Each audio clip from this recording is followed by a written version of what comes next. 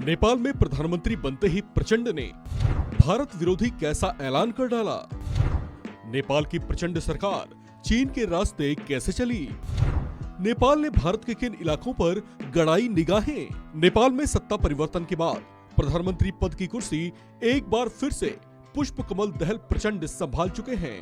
प्रचंड नेपाल के वही नेता रहे हैं जिनका नजरिया हमेशा से भारत विरोधी ही रहा है। बुद्धिजीवियों के बीच इनकी एक पहचान एक चीन परस्त नेता के तौर पर रही है।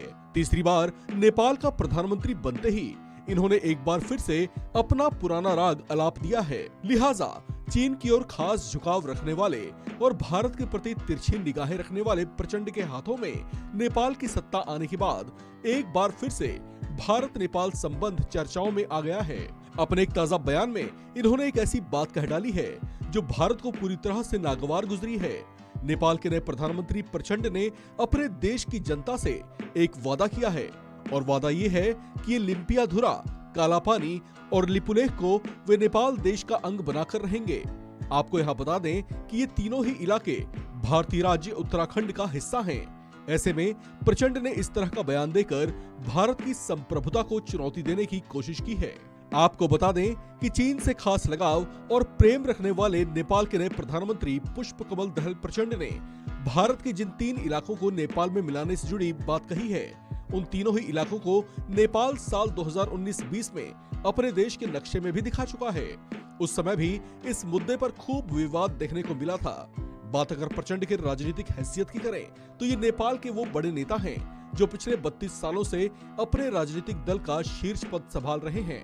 ये पहली बार साल 2008-9 में नेपाल के प्रधानमंत्री बनाए गए थे। उसके बाद साल 2016-17 में भी कुछ समय के लिए प्रधानमंत्री पद पर आसीन हुए थे।